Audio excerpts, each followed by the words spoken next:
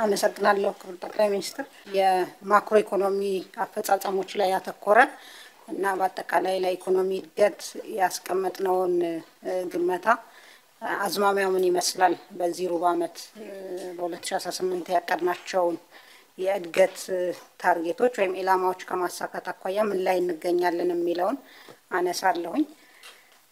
በሶስት ቦታ ነው ይሄንን ፕሬዘንቴሽን የከፈልኩት። እንደ ተለመደ ዓለም አቀፍ ኢኮኖሚ አዝማሚያ ያው ኢኮኖሚያችንን አዎንታዊ የሚሆን አሉታዊ ተጽዕኖ ስለሚኖረው በተወሰነ ደረጃ ባለፈው ከታየ በኋላ በየጊዜው ግምታዎች ስለሚቀየሩ በተቀየሩ ቁጥር የሚኖሩ ለውጦች ስላሉ ያንን እናያለን። የኛን ደግሞ የማክሮ ኢኮኖሚ አፈጻጸምና ቅድም እንዳልኩት የኢኮኖሚ እድገት አዝማሚያዎችን እንመለከታለን። እንደማጠቃለያ ወደ መጨረሻ አንድ ስላይድ እናነሳለን። ከዓለም አቀፍ የኢኮኖሚ አዝማሚያ አኳያ እንደሚታወቀው በሚያዝያ ላይ የተገምቶ የነበረው ያው IMF ነው ኢኮኖሚ እድገት ትንበያ የሚያደርገው አሁን ጥቅምት ላይ የተደረገው በተወሰነ ደረጃ መሻሻል ታይቶበታል። የዓለም ኢኮኖሚ ሚያዝያ አካባቢ ወደ 2.8 ያድጋል የሚል ነበር የነበረው አሁን ወደ 3.2 በመቶ እንደሚያድግ ተተንብዮአል። ለዚህ ግምታ ወይም ትንበያ ከፍ ማለት በዋናነት በሚያዝያ 2025 የአሜሪካ መንግስት ተግባራዊ ይደረጋል ወይም ማረጋለው ብሎ ያለው ታሪፍ ጭማሪ የዛኔ ከተባለው ያነሰ ነው። ከእያንዳንዱ ሀገር ጋራ በመደራደር እየጣለ ያለው ታሪፍና በዚህም ምክንያት በተወሰነ ደረጃ የኢኮኖሚ እድገት የተሻለ እንደሚሆን ከዛውም ባሻገር የፋይናንስ ዘርፍ በተለይ በአሜሪካን መሻሻል ማሳየቱና የብድር ገበያም የአሜሪካ የተሻለ በመሆኑ በዚህ ምክንያት ግምታው የተሻለ ሆኗል። ይሁን እንጂ ይሄም ቢሆን 2025 ከኮቪድ በፊት የዓለም ኢኮኖሚ እድገት ከ3.5 በላይ ነው የነበረው 3.7 ለምሳሌ ነበር ከኮቪድ በፊት። ከዛ አሁንም ቢሆን ያነሰ ነው፣ እዛ ላይ መድረስ አልቻለም። የቻይናም ኢኮኖሚ 0.8 ተጨማሪ ሚያዝያ ላይ ከነበረው ተጨማሪ እድገት እንደሚያስመዘግብ ወደ 4.8 እንደሚያድግ ተቀምጧል። ከቻይናም አኳያ በተለይ በትሬድ ዳይቨርት ተደርጎ ወደ ሌላ ሀገራት የአሜሪካ ታሪፍ ጋር በተያያዘ ያለውን ለማለፍ በርካታ የፖሊሲ ለውጦችና የስትራቴጂ ለውጦች በማድረግ የወጪ ንግድ በከፍተኛ ሁኔታ ጨምሯል የቻይና። በዛ ላይ ደግሞ ያንን የሚያበረታታ የፊስካል ፖሊሲ ተግብራለች ቻይና። በዚህም ምክንያት ቻይናም የተሻለ እድገት እንደምታስመዘግብ ተገምቷል ከሚያዝያው ይልቅ ማለት ነው። የሰብሳራ ሀገራት ወይም ከሳራ በታች ያሉ ሀገራትንም ስንመለከት ወደ 0.3% ተጨማሪ ሚያዝያ ላይ ከተገመተው አሁንም የተሻለ እድገት እንደሚኖር አመቱ ሲጠናቀቅ ወደ 4.1 በመቶ እንደሚያድግ ተተንብዮአል። ለዚህ በአጠቃላይ ለዓለም አቀፉም ለሀገራትም የተሻለ እድገት ትንበያ ከሚያዝያው አኳያ ትልቅ ሚና ያደረገው አንደኛ ታሪፉ በታሰበው መጠን አልሆነም፣ ሁለተኛ ደግሞ ታሪፉን በመስጋት የንግድ ፍሮንት ሎዲንግ ነበረ በከፍተኛ ሁኔታ። አሜሪካ ያሉ ካምፓኒዎችም በጣም ብዙ ገዝቶ ኢምፖርት አድርጎ የማስገባት ሌሎችም ሀገራት እንደዛው ስለነበረ ይሄ ለአጠቃላይ የኢኮኖሚ እድገት አዎንታዊ አስተዋጽኦ አድርጓል።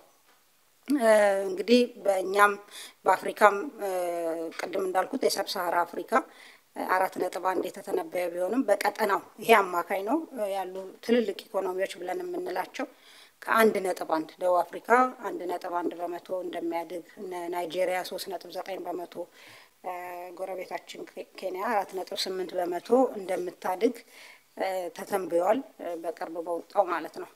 ከንግድ አኳያ ስንመለከት የንግድ የእቃዎች ወጪ ንግድ አሁንም ነሐሴ አካባቢ 2025 የWTO ትንበያ እንደሚያሳየው በ0.9 በመቶ በ2025 ሲጠናቀቅ በአማካይ አጠቃላይ የእቃዎች ወጪ ንግድ እንደሚያድግ ነው። ታስታውሱ እንደሆነ ሚያዝያ ላይ የነበረን ትንበያ የሚያሳየው ኔጌቲቭ እንደሆነ ነበር። ኔጌቲቭ 0.2% ነው። ይሄም አጠቃላይ ቅድም እንዳልኩት ልክ እንደ ኢኮኖሚ እድገቱ የአሜሪካ ታሪፍ በተባለው መጠን አለመተግበሩ በዛው መጠን ግን ሌሎችም ፓኒክ አድርገው ንግድ ቶሎ የተለዋወጡበት አጋጣሚ ስለነበረ በዚህም ምክንያት የንግድም እንደዚሁ ከተጠበቀው ኔጌቲቭ ከነበረው የተሻለ መሆን ችሏል ማለት ነው። እና በአጠቃላይ በተለይ በእስያ ሀገራት ቻይናን ጨምሮ የውጭ ንግድ ከፍተኛ ሪሌቲቭሊ ከሌሎቹ አካባቢዎች የተሻለ እድገት እንዳለው እስያም መካከለኛው ምስራቅንም ጨምሮ ማለት ነው። ወሳኝ የሆኑ ሸቀጦች ዓለም አቀፍ ሁኔታን ዋጋን ስንመለከት በተለይ ለኛ ከኤክስፖርት አኳያ ትልቅ ቦታ ያላቸው ቡናና ወርቅ ናቸው። ቡናን ስንመለከት በ2025 የአረቢካ ቡና አማካይ ዓለም አቀፍ ዋጋ 2023 ከነበረበት ሲወዳደር በ87 በመቶ ጭማሪ ያሳይቷል። በተለይ መስከረም 2025 ላይ ትልቁን ዋጋ የተሸጠበት ነው። $8.8 በኪሎ ግራም ማለት ነው። ይሄ በ2026 አሁንም ትልቅም ቢሆን ከ8.8 እየቀነሰ እንደሚመጣ ያሳያል። ለዚህ የተለያየ ምክንያት ይነሳል። በተለይ የቡና አቅርቦት በዓለም አቀፍ ደረጃ በተለያዩ ምክንያቶች ትልልቆቹ አምራቾችም እነ ብራዚልን የመሳሰሉ የምርት እድገታቸው በድርቅ ምክንያት ቅናሽ በማሳየቱ የታሪፍ ለውጦችም ያመጡት የራሱ ጫና አለ ማለት ነውና እንግዲህ የቡና ዋጋም የተሻለ ሆኖ ይሄም ለኛ በጣም መልካም የሚባል ዜና ነው። ሌላው ወርቅ ነው። ወርቅንም ስንመለከት የዓለም አቀፍ ዋጋው 2023 ከነበረበት ስናወዳድረው በወቄት በ2025 በተለይ መስከረም ላይ በ89% እንደው ከፍ ብሎ እናየዋለን። አሁንም መስከረም 2025 ያለፈው ወር ማለት ነው ወርቅ ትልቁን ዋጋ ኮማንድ ያረገበት ወር ነው። $3668 በወቄት ነበረ። እንግዲህ ለወርቅ ዓለም አቀፍ ዋጋ መጨመር ምክንያት የሆኑ በርካታ ጉዳዮች አሉ። በአጠቃላይ ዓለም አቀፍ ኢተገማችነት ኢንቨስተሮችም ይሁን ሀገራት በብሔራዊ ባንኮቻቸው በኩል ኢንቨስተሮችም ከኢንቨስትመንት ይልቅ ገንዘባቸውን በወርቅ የማስቀመጥ አዝማሚያ ታይቷል። የወለድ ምጣኔም መቀነሱ በተለይ አሜሪካ ቅድም እንዳልኩት ሌሎች ኢተገማችነቶች በተለይ ጂኦፖለቲካል መካረሮች ኢንቨስተሮች የኢንቨስትመንት ውሳኔ ድሮ እንደሚያደርጉት ቶሎ እንዳያደርጉና ይልቁኑ ገንዘባቸውን በወርቅ እንዲያስቀምጡ ያደረገ ነው። በአጠቃላይ ዓለም አቀፍ ሁኔታው ይሄን ይመስላል። ኋላም አንዳንድ ቦታዎች ላይ የዓለም አቀፍ ሁኔታ የሚኖረውን እንደምታ አነሳለሁኝ። ቀጥሎ ወደ ባለፉት 100 ቀናት ወይም ባለፉት 3 ወራት የማክሮ ኢኮኖሚ አፈጻጸማችን ምን ይመስላል የሚለው ነው ያለው። መጀመሪያ ከኢኮኖሚ እድገት አፈጻጸም እንጀምራለን። የኢኮኖሚ እድገት አፈጻጸም ያው እንደምታውቁት የአመቱን ጂዲፒ መረጃ ተጠቃሎ የሚመጣው አመቱ ተጠናቆ ጥቅምት ላይ ነው። ያው አሁን ከሳምንት በፊት የተጠቃለለውን አክቹዋል የጂዲፒ ግመታ አግኝተናል። መረጃ ተጠቃሎ የደረሰ በመሆኑ የኢኮኖሚ እድገቱ አሁን እንደምናየው 9.2 በመቶ ሆኗል። የአመቱ እድገት በዚህ ግብርና 7.3 በመቶ አድጓል። በአመቱ ኢንዱስትሪ 13 በመቶ በማደግ አጠቃላይ ኢኮኖሚ እድገቱን እየመራ ይገኛል። አገልግሎት ደግሞ 7.5 በመቶ አድጓል። ከታች እንደምትመለከቱት ከ2010 ጀምሮ እንግዲህ የኢኮኖሚ እድገት በተለያዩ ተግዳሮቶች ምክንያት መቀዛቀዝ የዓለም ኢኮኖሚ እንደሆነው ማለት ነው በኮቪድ እና አገር ውስጥም በነበሩ ችግሮች የነበረ ቢሆንም ይሄ አሁን ዘንድሮ የተመዘገበው ኢኮኖሚ እድገት እንደሚያሳየው ወደ ደብል ዲጂት ትራጀክተሪ እየተመለስን ወይም መመለስ እየጀመረን መሆኑን ነው። ምክንያቱም በጣም ብዙ የልማት ፍላጎት ያለን ሀገር ነን። የዓለም ሀገራት ልምድም የበለጸጉ ሀገራት የሚያሳየው ረጅም ጊዜ የሚቆይ ደብል ዲጂት ኢኮኖሚ እድገት በጣም ወሳኝ ይሆናል። ከዚህ አኳያ ያንን ታርጌት አድርጎ እየተሰራ በመሆኑ የ2017 ላይ የተመዘገበው የ9.2 የኢኮኖሚ እድገት ይሄንን ያመላክታል። በኢኮኖሚ መጠንም ብንመለከት በብር ወደ 15 ትሪሊየን 15.1 ትሪሊየን ደርሰናል ማለት ነው። የዘርፎችን እድገት እንዲሁ ብንመለከት ቅድም እንዳልኩት ኢንዱስትሪ እድገቱን እየመራ ይገኛል። በግብርና ውስጥ በራሱም ከምርት ማደግ ባሻገር እዚህ ላይ በግብርና ውስጥ ያሉ ዝርዝሮችን ስለማያሳይ እንጂ ምርቱ ከማደግ ባሻገር ግብርና ውስጥ መዋቅራዊ ለውጥ እየተካሄደ ነው ያለው። ግብርናችን እንግዲህ ሃይ ቫልዩ ክሮፕስ ወደሚሉት እየተሸጋገረ ስንዴን፣ ሩዝን፣ የቅባት እህሎችን፣ ሆርቲካልቸር እነዚህ ሃይ ቫልዩ ክሮፕስ ናቸው። ከእርሻ አኳያ በዛ መልኩ እየሄደ ቢሆንም በሌላ መልኩ ደግሞ እነ አሳ፣ ማር፣ አጠቃላይ ላይቭ ስቶክ ለጂዲፒ ያለው ኮንትሪቢዩሽን በእጅጉ እያደገ መጥቷል ማለት ነው እና ግብርና በውስጡ መዋቅራዊ ለውጥ ተፈላጊውን መዋቅራዊ ለውጥ እያመጣ መሆኑን ያሳያል። ከኢንዱስትሪ አኳያ ለምሳሌ ብንመለከት አምና 9.2 በመቶ ነው እድገት ያስመዘገበው፣ ዘንድሮ 13 በመቶ ነው። ይሄም ዲዛይረብል የሚፈለግ ጥራት ያለው ኢኮኖሚ እድገት ከማምጣት አኳያ በእነዚህ ዘርፎች ላይ የሚመጣ እድገት በተለይ መዋቅራዊ ሽግግር ለማሳካት ወሳኝ በመሆኑ በኢንዱስትሪ ዘርፍ እየተሰሩ ያሉ ስራዎች ውጤት እያመጡ መሆኑን የሚያሳይ ነው።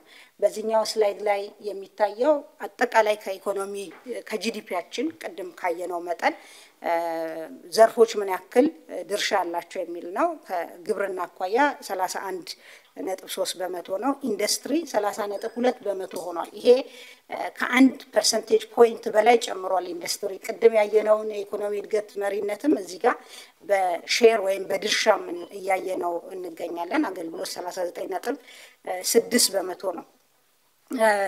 እንግዲህ ለ9.2 በመቶ የኢኮኖሚ እድገትም በፐርሰንቴጅ ፖይንት ወይም በመቶኛ ዘርፎች እንዴት ኮንትሪቢዩት አደረጉ ወይም አስተዋጽኦ አደረጉ የሚለውን ስናይ አሁንም ትልቁን የሚወስደው ኢንዱስትሪ ነው። 3.7 በመቶ ኮንትሪቢዩት አድርጓል፣ አስተዋጽኦ አድርጓል። ይሄ እንግዲህ መዋቅራዊ ሽግግር ለማሳካት በጣም ተቸግረን የቆየን ሀገር ነን። እንደምናውቀው የኢንዱስትሪ ዘርፉ በተለይ ማኒፋክቸሪንግ ዘርፉ ላይ ትልቅ ተግዳሮት ሆኖ የቆየ ካለበት ብዙ አልንቀሳቀስ ብሎ አስቸግሮ የቆየ ዘርፍ ነው። አሁን ግን እንደምናየው የማኒፋክቸሪንግ ዘርፍ በፐርሰንቴጅ ፖይንት ሲታይ ትንሽ ይመስላል፣ ግን 0.1 ፐርሰንቴጅ ፖይንት ከአምና እንኳን ጭማሪ ያሳይቷል ማለት ነው። ሌሎች ዘርፎች በተለይ ጥራት የሌለው ኢኮኖሚ እድገት ምንጭ ሆነው ከዚህ በፊት ለነበረን አጠቃላይ የማክሮ ኢኮኖሚ ኢምባላንስ ምክንያት የሆኑ አይነት ለምሳሌ የኮንስትራክሽን ዘርፍ እድገትን የሚመራበት ዘመን ነበረ። ታስታውሱ እንደሆነ ከፍተኛ አግሪጌት ዲማንድን በማሳደግ ከፍተኛ መዛባት አስከትሎ በተለይ የሰፕላይ ሳይዱ ላይ በሚፈለገው መጠን ባለመስራታችን ገበያ ላይ ትልቅ መዛባት ነበር። አሁን የኮንስትራክሽን ዘርፍ እያደገ ነው በቮሊዩም በከፍተኛ ሁኔታ። ይሁንና ከኮንትሪቢዩሽን አኳያ ሌሎቹ በተለይ የእድገት ጥራት ማሳያ የሆኑት ግብርናና ማኒፋክቸሪንግ ዘርፍ ማዕድን እየተረከቡት ይገኛሉ። ማዕድንን ብንመለከት በኢትዮጵያ ኢኮኖሚ ውስጥ አስተዋጽኦ ዝቅተኛ የነበረ ነው። አምና 0.1% ከነበረበት ዘንድሮ ወደ 1 ፐርሰንቴጅ ፖይንት ለ9.2 ማለት ነው ኮንትሪቢዩሽኑ ከፍ ማለት ችሏል ማለት ነው። ኤሌክትሪክ እና ውሃም እንደምንመለከተው 0.1 በመቶኛ ከነበረበት ወደ 0.2 አድጓል። በአጠቃላይ ይሄ ስብጥር የሚያሳየን አንደኛ የኢኮኖሚ እድገታችን ጥራት ያለው ከአምራች ዘርፎች የሚመነጭ ጥራት ያለው የስራ ዕድል የሚፈጥር እሴት ጭማሪው እንደዚሁ ከፍተኛ የሆነ ዘርፍ እየመጣ መሆኑንና መዋቅራዊ ሽግግርን በደንብ እየያዝነው መሆኑን ያሳያል። ኢቭን በአገልግሎት ዘርፍም ቢሆን የአገልግሎት ዘርፋችን ኢምፖርትን አብዛኛው ከንግድ ከጅምላና ችርቻሮ ንግድ የሚመጣ ነው። ኢምፖርትን ከሚያገለባብጥ ኢኮኖሚ ኤክስፖርታችን እንግዲህ እያደገ መሆኑን እናውቃለን። አምና በጣም ኢትዮጵያ ከሚገባት አኳያ ገና መድረስ ያለብን ብዙ ነው ብለን ልናነሳ ብንችልም በጣም ከፍተኛ የኤክስፖርት እድገት ያስመዘገብንበት አመት ነው። ከዚያ አኳያ የአገልግሎት ዘርፉም ጥራት በእጅጉ እየተሻሻለ መምጣቱን ቅድም እንዳልኩት ኢምፖርት ከሚያገለባብጥ ንግድ ኤክስፖርትን ወደ ፋሲሊቴት ወደሚያደርግ ንግድ ከፋይናንስ ሴክተር የሚመነጭ ከዘመናዊ ዲጂታል ዘርፍ የሚመነጭ የአገልግሎት ዘርፍ እድገት እየሆነ መምጣቱን ያሳያል። እንግዲህ እንደ መንግስት ጥራት ያለው ኢኮኖሚ እድገት ማስመዝገብ ተብሎ የተያዘውን ግብ እየተሳካ ጥሩ ፕሮግረስ ላይ ያለ መሆኑን ያሳያል ማለት ነው። ሌላው ቀጥዬ ማሳያችሁ የኢኮኖሚ እድገት ትንበያችን ነው። እንግዲህ በ2018 በጀት አመቱ ሲጠናቀቅ እንግዲህ 2017ን የእድገት አክቹዋል አፈጻጸም ከታየ በኋላ አዲስ የመጡ ከኢንቨስትመንት ማቋያ ይሁን አጠቃላይ በየዘርፉ የታዩ ለውጦችን ታሳቢ በማድረግ እንደገና ፕሮጀክት ተደርጓል። በየጊዜው በየኳርተሩ መልሶ የሚፈተሽ ቁጥር ነው። እንደምታውቁት የኢኮኖሚ እድገት ትንበያ በ2018 10.2% የኢትዮጵያ ኢኮኖሚ እንደሚያድግ ተተንብዮአል። በርካታ ነገሮች እንደ ታሳቢ ተወስደዋል። ሪፎርም የጀመርናቸው የሪፎርም ስራዎች አሉ። ግማሹ ማቹር እያደረገ ነው። ቀድመን ያደረግናቸው ሪፎርሞች ኢምፓክታቸው ላግ አድርጎ የሚመጣበት ጊዜ ነው። ሁለተኛው ምዕራፍ የሀገር በቀል ኢኮኖሚ ማሻሻያም እንደዚሁ ገና እየተተገበረ ነው ያለው። የዚህም ሪፎርም አጠቃላይ የንግድና ኢንቨስትመንት ከባቢን ከማሻሻል አኳያ ትልቅ ሚና ያለውን የዲጂታላይዜሽንን የሲቪል ሰርቪስ ሪፎርምን በተለይ የመሶብ የአንድ ማዕከል አገልግሎት ዜጎች አገልግሎት መብታቸው ስለሆነ በቅልጥፍና በጥራት ከማግኘት ባሻገር ኢኮኖሚ ውስጥ ትልቅ ቅልጥፍና በመጨመር ለኢንቨስትመንት ምቹ ሁኔታ ከመፍጠር አኳያ ትልቅ ሚና የሚጫወት መሆኑ ይሄ በደንብ ታሳቢ ተደርጓል። በሌማት ትሩፋት አረንጓዴ አሻራ የኢትዮጵያ ታምርት ውጥኖች ውጤት ማሳየት ጀምረዋል።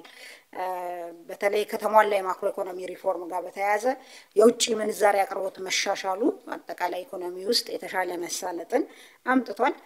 የመካከለኛ ዘመን የገቢ ስትራቴጂ ጋር መተግበር ጋር ተያይዞ ገቢ መጨመርና ይህም በመንግስት በኩል በተለይ በማህበራዊና ኢኮኖሚያዊ መሰረተ ልማቶችም ይሁን አገልግሎቶች ላይ የሚደረገው ኢንቨስትመንት እንዲጨምርና በመንግስት አገልግሎት በኩል የሚመጣውም እድገት ትልቅ እንደሚሆን ታሳቢ ተደርጓል። ቅድም የኢንቨስትመንት ከባቢ ሁኔታን አንስቻለሁ። በአጠቃላይ ግን የኢንቨስትመንት መሳብ እሳቢያችን ወደ ሄድ ሃንቲንግ ጥሩ ጉድዊል ያላቸው ኢንቨስተሮችን አቅም ያላቸው ኢንቨስተሮችን የመሳብ እና የድርድር በንግግር የማምጣት እሳቤ እንደ አዲስ እየተከተልን በመሆኑ ትልልቅ ኢምፓክት ያላቸው ኢንቨስትመንቶችን ማምጣት ተችሏል። ኋላም ማነሳቸው ኢንቨስትመንቶች ይኖራሉ። እነዚህ እንግዲህ የራሳቸው ኢምፓክት ይኖራቸዋል ወይም ተጽዕኖ አዎንታዊ ተጽዕኖ ይኖራቸዋል በኢኮኖሚ እድገቱ ላይ።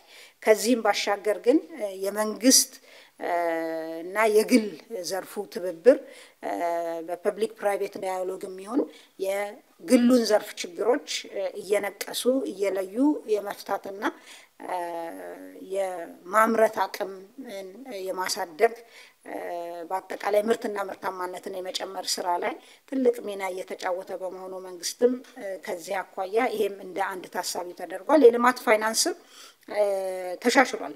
ንግድ ባንኮች ለምሳሌ አምና የነበረው የብድር ጣሪያ 18% ከነበረበት ወደ 24% ከፍ ማለቱ የራሱን ተጨማሪ እድል ይሰጣል። ንግድ ባንኮች 20% የግብዣ ቤት ቦንድ ግዢ ይገዙ ነበር በግድ ያ እንዲቀር ሆኗል። ይሄም ተጨማሪ ስፔስ ለፕራይቬት ሴክተሩም ይሁን ለሌላ ለሚፈልግ ብድር ለመስጠት እድል ይሰጣል። የካፒታል ገበያ ኢኮኖሚ ውስጥ የፋይናንስ ገበያን በማሳለጥ ስራ መጀመሩ ከሪፎርም በኋላ አጠቃላይ የውጭ ፋይናንስ ፍሰትም የተሻለ ሆኗል። ከእዳ ሪስትራክቸሪንግ ጋር ተያይዞ የሚመጡ የተሻሉ ጉዳዮች አሉ ማለት ነው። እንግዲህ የዓለም እና የንግድ አጋሮቻችንም የኢኮኖሚ ሁኔታ በተሻለ እንደሚያድግ መተንበዩ የራሱ ትልቅ አስተዋጽኦ አለው። ምክንያቱም ከኛ ጋር የሚሰሩ ከኛ ጋር የንግድ አጋር የሆኑ ሀገራት የተሻለ ኢኮኖሚ ካስመዘገቡ የተሻለ እቃ ይገዛሉ፣ ኢንቨስትመንትም የተሻለ ይሆናል ወደ ሀገራት ፍሎ የሚያደርገው ነው። እንግዲህ ቀስ እያሉ ኢኮኖሚው ላይ ውጤታቸውን የምናይ ነው የሚሆነው። የጉባ ብስራቶች እንደምታስታውሱት የሚሊዮኖችን ታሪክ ወደ ቢሊዮን የቀየሩ ከኢንቨስትመንት አኳያ በራሳቸው በአጠቃላይ ኢኮኖሚ እድገት ላይ ከሚኖራቸው ፋይዳ ባሻገር ተጨማሪ ኢንቨስትመንትን በመሳብ ኮንፊደንስ በማጫር በሌሎች ኢንቨስተሮች ውስጥ ትልቅ ሚና የሚጫወቱ ናቸው ማለት ነው። ይህን ሁሉ ታሳቢ በማድረግ አጠቃላይ ኢኮኖሚ እድገት 10.2% እንደሚሆን እንግዲህ ተተንብዋል ማለት ነው። በዚህ ውስጥ ግብርና 7.8% ያድጋል። ግብርናም የራሱን ታሳቢዎች ተይዞለታል።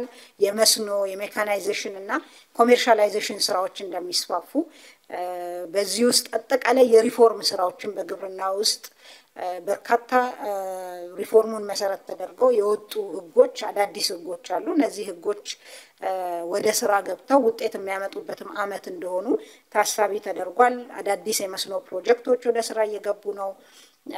ተጨማሪ ውሃን ከመሬት ማገናኛ ሜካኒዝሞችን እንግዲህ በርካታ ፓምፖች አርሶ አደሮች ገቢያቸውም እያደገ በመሆኑ ከዚህ ቀደም ከነበሩት በብዙ የሚበልጡ ፓምፖች ስራ ላይ ይገኛሉ። እነዚህም በተለይ ከኩታ ገጠም እርሻ መስፋፋት ጋር ተያይዞ ምርትና ምርታማነትን በእጅጉ እንደሚጨምሩ ታሳቢ ተደርጓል። አሁን ባለንበት ከ55% በላይ ስሞል ሆልደር ፋርመርስ ወይም አነስተኛ ይዞታ አርሶ አደሮች በቁጥር ወደ 12.3 ሚሊዮን ሄክታር የሚሆን በኩታ ገጠም እየታረሰ ነው። ይሄ ማለት ከምርትና ምርታማነት ከቴክኖሎጂ አፕሊኬሽን በአጠቃላይ የተሻለ ፓኬጆችን ተግብሮ የተሻለ ውጤት ከማምጣት አኳያ ትልቅ ሚና ይኖረዋል። ቅድም እንዳልኩት በግብርና ውስጥ እየተካሄደ ያለው የመዋቅራዊ ሽግግር የግብርና ምርት ስብጥር እየተለወጠ ነው። ሃይ ቫልዩ ፕሮዳክት ክሮፕስ የምንላቸውና እንደዚሁም ላይቭ ስቶክ ላይ ትልቅ ውጤት እየመጣ ነው ያለው። ሆርቲካልቸር በእጅጉ እየጨመረ ነው። ከመስኖም ጋር ተያይዞ ውጤታማም እያደረገ ያለ ዘርፍ በመሆኑ አርሶ አደሮች እየመረጡት ወደዚህ ዘርፍ እየገቡ ነው። የስጋና ወተት አጠቃላይ ውጤቶች መጨመር በተለይ ስጋ ወደ ውጪ የመላክ አዳዲስ መዳረሻዎች ዘንድሮም የተጀመሩ ኦልሬዲ ወደ ስራ የገቡም አሉ። ወደፊትም የምናያቸው እነዚህ ሁሉ በአጠቃላይ በግብርናው ዘርፍ የሚኖረውን የእድገት ታሳቢ ሆነው ተወስደዋል ማለት ነው። እንደው ባለፉት 100 ቀናት ወይም 3 ወር ከዚህ አኳያ ምን ጉዳዮች ነበሩ በግብርና ውስጥ ብለን ስንመለከት እንግዲህ እስካሁን ባለው አመቱን ሙሉ ግብርና አለ። እስካሁን ባለው በዘር የተሸፈነ መሬትን ብንመለከት በዚህ አመት ውስጥ የሚያዝ ወደ 26 በጠቅላላ ወደ 26.32 ሚሊዮን ሄክታር መሬት በዘር ተሸፍኗል። ከዚህ ውስጥ ሰብል 23.76 ሚሊዮን ሄክታር ነው። ሆርቲካልቸር ደግሞ 2.45 ሚሊዮን ሄክታር ነው። ከአምና ተመሳሳይ ወቅት ጋር ሲወዳደር የሆርቲካልቸር በ31.7% ጨምሯል። ይሄ ቅድም እንዳልኩት ትልቅ እሴት ያለው ሃይ ቫልዩ ክሮፕ ከሚባሉ ውስጥ ነው። በጂዲፒም ላይ ኢምፓክቱ ትልቅ ነው። ከዛም ባሻገር በአርሶ አደሮች ገቢ ላይም ትልቅ አስተዋጽኦ አለው። በመኸር አነስተኛ አርሶ አደር በሰብል የተሸፈነው 20 ሚሊዮን ሄክታር ነው። ይሄ ከእቅድ አኳያ ምን ይመስላል የሚለውን ብንመለከት አጠቃላይ መሬት 98% እስካሁን ባለው ከእቅዳችን አኳያ ሸፍነናል። ሰብልን ብንመለከት ሰብል ብቻ 99%፣ በመኸር አነስተኛ አርሶ አደርን ብንመለከት ከ100% በላይ ከታቀደው በላይ በዘር ተሸፍኗል። በተለይ ወሳኝ የምንላቸው ተኪ ምርቶችና የኢንዱስትሪ ግብአት የሆኑ ክሮፖችን ብንመለከት ስንዴ ለምሳሌ ወደ 4.34 ሚሊዮን ሄክታር እስካሁን ባለበት ተሸፍኗል በዘር ይሄ ከእቅድ አኳያ 97% በላይ ነው። ሩዝን ብንመለከት 1.52 ሚሊዮን ሄክታር ተሸፍኗል ከእቅድ አኳያ 83% ነው። አኩሪ አተር ከእቅድ አኳያ ኦልሞስት ወደ 100% የሚጠጋ 880 ሺህ ሄክታር መሬት በዘር ተሸፍኗል ማለት ነው። ከምርት አኳያ እስካሁን የተሰበሰበውን ባለፉት 100 ቀናት የተሰበሰበውን ምርት ብንመለከት ጠቅላላ ወደ 242 ሚሊዮን ኩንታል ተሰብስቧል። ከዚሁ ሰብልን ብንመለከት 74.7 ሚሊዮን ኩንታል ነው። ሆርቲካልቸር ደግሞ 167 አካባቢ ሚሊዮን ኩንታል ነው። ከአምና ተመሳሳይ ወቅት አኳያ ስናወዳድረው ሁሉም እነዚህ ከአምናው የበለጠ ነው የፈጸምነው። ከእቅድ አንጻርም ብንመለከት አብዛኛውን ከ100 በላይ መፈጸም ችለናል ማለት ነው። ሌላው ከግብርና አኳያ የምንመለከተው ወሳኝ ክሮፕ ቡና ነው። ቡናን ስንመለከት እንግዲህ በአጠቃላይ የተሻለ አፈጻጸም ከአምና ተመሳሳይ ወቅት አኳያ ስናወዳድረው 19 በመቶ ጭማሪ አለው። ከእቅድ አንጻር 84 በመቶ ነው። በሄክታር ብንወስድ አፈጻጸሙን 1.28 ሚሊዮን ሄክታር ነው በቡና የተሸፈነው። በኩንታል ብንወስድ 6.95 ኦልሞስት 7 ሚሊዮን ኩንታል ተሰብስቧል። ከእንስሳት ሀብት ልማት በተለይ ከሌማት ትሩፋት ጋር ተያይዞ ያለውን ብንመለከት በግብአት አኳያም በምርትም አኳያ የተሻሉ አፈጻጸሞች ይታያሉ። በተለይ በወተት፣ ዶሮ ስጋ፣ ማር፣ እንቁላል፣ አሳ አብዛኛው 100% ከእቅድ አኳያ ማሳካት ተችሏል። በተለይ ማርን ስንመለከት ከባለፈው ተመሳሳይ ወቅት ጋር ሲነጻጸር የ50 በመቶ ጭማሪ ያለው በዚህ 3 ወር ብቻ። አሳንም ብንመለከት ካለፈው ተመሳሳይ ወቅት አኳያ ወደ 60 በመቶ ጭማሪ ያለው በዚህ 100 ቀን ተመርቷል ማለት ነው። ከዚህ አኳያ ከግብአት ከዚህ ጋር በደንብ የሚናበበው የዘመናዊ ቀፎ ስርጭት ነው። የዘመናዊ ቀፎ ስርጭትን ስንመለከት ወደ 74 በመቶ ከአምና አኳያ ብልጫ ያለው ቀፎ ተሰራይቷል ማለት ነው።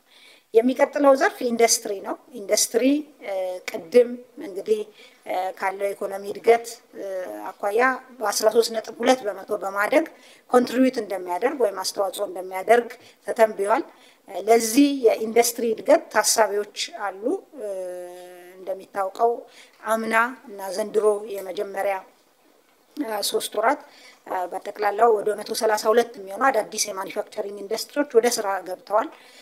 የፋይናንስ ተደራሽነት ለጥቃቅንና አነስተኛ ኢንዱስትሪዎች በተለይ 10% አካባቢ እንዲደረግ በመደረጉ ይሄም አክሰስ የማድረግ እድላቸውን በማስፋቱ ለዚህ ዘርፍ እድገት የራሱ አስተዋጽኦ ይኖረዋል ተብሎ ታስቧል። ከዚህ በተጨማሪ በተለይ በፋርማሲውቲካል ኢንዱስትሪስ ላይ ትልቅ አዎንታዊ እንደምታ ያለው የቁጥጥር ደረጃችን የላቦራቶሪ ቁጥጥር ደረጃችን ማቹሪቲ ሌቭል 3 የሚባለው መድረሳችን በተለይ በአፍሪካ ቀንድ የመጀመሪያው ሀገር ነን። በአፍሪካ 9 ሀገራት ናቸው። ከዛ ውስጥ አንዱ ነን የማቹሪቲ ሌቭል 3 የደረስን። ትልቅ የኢንቨስትመንት መሳቢያ ማቅም ይሆናል። ምክንያቱም እዚህ የተመረተ ምርት በሌቭል 3 የቁጥጥር ደረጃ በዓለም ላይም 60 ሀገራት ብቻ ናቸው ሌቭል 3 ማቹሪቲ የደረሱት። የሚቀጥለው ደረጃ 4 ነው ትልቁ ደረጃ። ተዋርድ ስታት መስራት ቢኖርብንም አሁን እኛ ሀገር የተመረተ የፋርማሲውቲካል ምርት ሌላ ሀገር በቀላሉ መሸጥ የሚችልበት እድል መኖሩ የተሻለ ኢንቨስትመንት የተሻለ ምርት ሊኖር እንደሚችል ያሳያል። ከዛ ባሻገር አዳዲስ ወደ ስራ የሚገቡ ፕሮጀክቶችን እና የማዕድን ምርቶች ግብ ነው። ከማዕድን አኳያ ወደ ስራ የሚገቡ በቅርብ ትልልቅ ፋብሪካዎችና ፕሮጀክቶች አሉ።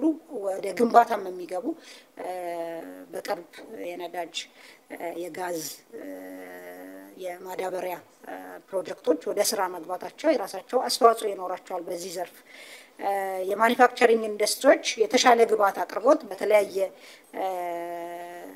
ድጋፍ እየተደረገ መሆኑ በተለይ የማኒፋክቸሪንግ ካውንስል እያንዳንዱን የማኒፋክቸሪንግ ኢንዱስትሪ ትኩረት አድርጎ አስፈላጊውን ድጋፍ እንደሚያደርግና የዛም ውጤት እየታየ በመሆኑ ይሄም ተጠናክሮ እንደሚቀጥል ታሳቢ ተደርጓል።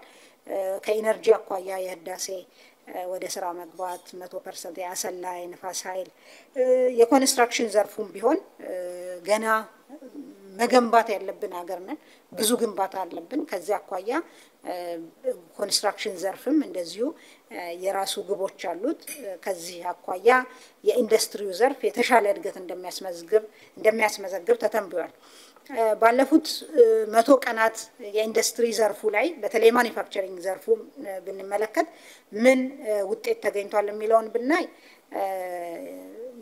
በተኪ ምርት የዳና የውጭ ምንዛሪ 1.08 ቢሊዮን ዶላር ደርሷል በዚህ 100 ቀናት ብቻ 37 የሚሆኑ አምራች ኢንዱስትሪዎች ወደ ማምረት ተሸጋግረዋል የአግሮ ፕሮሰሲንግ ኢንዱስትሪ ፓርኮችን ብንመለከት በቡሬ 2 ቡልቡላ 11 ይርጋለም 9 በአጠቃላይ 22 ፋብሪካዎች ወደ ስራ የገቡ ሲሆን በተለይ ባለፉት 100 ቀናት ወይም 3 ወራት ብቻ 10 ከነዚህ ውስጥ 10 ወደ ስራ ገብተዋል ማለት ነው ይሄ በራሳቸው የሚጨምሩት እሴት ለጂዲፒ የሚኖረው ኮንትሪቢዩሽን እንዳለ ሆኖ በባክዋርድ ሊንኬጅ ፊትዮሽና ኋልዮሽ ትስስር ትልቅ የስራ ዕድል ትልቅ የእሴት ጭመራ የሚያደርጉ ይሆናሉ ለምሳሌ እስካሁን በእነዚህ ኢንዱስትሪ ፓርኮች ውስጥ 6 ዩኒየኖች 67 የህብረት ስራ ማህበራትና በአጠቃላይ 270635 አርሶ አደሮች በግብአት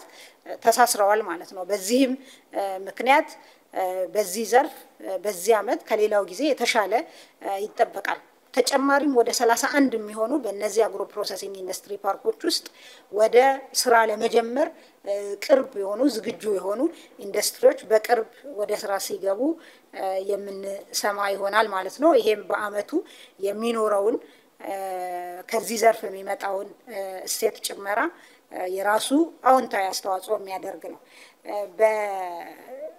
ኢንዱስትሪ ፓርኮች እና ነፃ የንግድ ቀጠናዎች ውስጥ ያሉ እንደዚሁ የተሻለ አፈጻጸም በተለይ ከአምና አኳያ ስናወዳድረው በእጅጉ የተሻለ አፈጻጸም ማየት ችለናል ከዚህ አዳዲስ ኢንቨስትመንቶች መምጣታቸው ብቻ ሳይሆን በእነዚህ ፓርኮች ውስጥ የሚመጡ ኢንቨስትመንቶች የሚያመርቱት የምርት አይነት ዓለም ላይ ተፈላጊ የሆኑ በቴክኖሎጂ ሶፊስቲኬሽንም የተሻሉ ሆነው ዓለም ሁሉ የሚወዳደርበት ኤሪያ ላይ ሳይሆን በተሻለ ተወዳድረን ልንሸጥበት የምንችል የኛንም የኢኮኖሚ ጥንካሬ በእጅጉ የሚጨምር ከላይት ኢንዱስትሪስ ከምንላቸው ከለመድናቸው በደንብ እየዘለልን ወደሚቀጥለው ደረጃ እየሄድን እንደሆነ የሚያሳዩ ሶላር ሴል ምርት ጋር ተያይዞ ያለው እናያለን በየወሩ ለምሳሌ ከሶላር ሴል ብቻ 15 ሚሊዮን ዶላር ኤክስፖርት ማድረግ ተጀምሯል ይሄ ማስፋፊያ ደግሞ እየተደረገ ነው ተጨማሪ አምራቾችም እንደዚሁ ገብተዋል ከዚህ ባሻገር በግብአት አገር ውስጥ የመተሳሰር አቅማችንን በእጅጉ እየጨመረ ነው ለምሳሌ እነዚህ የሶላር ሴል ምርት የሚያመርቱ ፋብሪካዎች ለኃይል የሚያስፈልጋቸውን ከሌላ ያመጡ ከነበረበት በሀገር ውስጥ ጋዝ ለመተካት ኦሬዲ ንግግር እንደጀመሩና እቅድ እንዳስቀመጡ ከሪፖርት ማግኘት ችለናል በ2017 የመጀመሪያው 100 ቀን እና የ2018 የመጀመሪያው 100 ቀንን ስናወዳድር አዳዲስ የፋብሪካ ሼድ ከማስያዝ አኳያ 8 ተይዘዋል በ2018 ባለፈው አመት ስናይ 6 ብቻ ነው የነበረው የገቡ ባለሀብቶችንም ስናይ 20 በዚህ 100 ቀን የገባ ሲሆን አምና 12 ብቻ ነው የነበረው ኤክስፖርትን ስንመለከት ኦልሞስት እጥፍ ነው የሆነው ባለፈው 100 ቀን ከኢንዱስትሪ ፓርኮች 47.7 ሚሊዮን ዶላር ማግኘት ተችሏል አዳዲስ የተፈጠረ የስራ ዕድልም የተሻለ ነው ቅድም እንዳልኩት በአጠቃላይ በማኒፋክቸሪንግ ዘርፍ ትልቅ ለውጥ እያመጣ ያለው የማኒፋክቸሪንግ ካውንስል በክቡር ጠቅላይ ሚኒስትር ተቋቁሞ በየጊዜው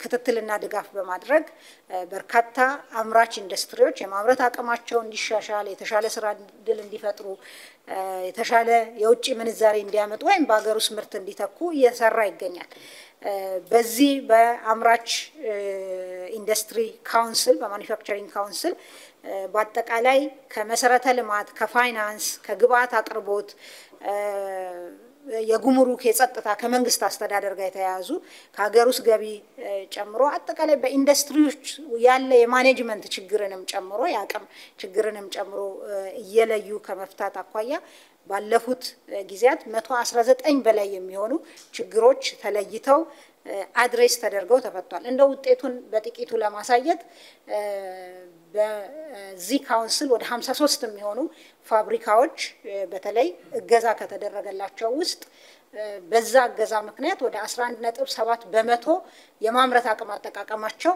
አድጓል። የስራ ዕድል ፈጠራም በ7.6 በመቶ ተሻሽሏል። የውጭ ምንዛሬ ግኝታቸውም በ8.6 በመቶ አድጓል።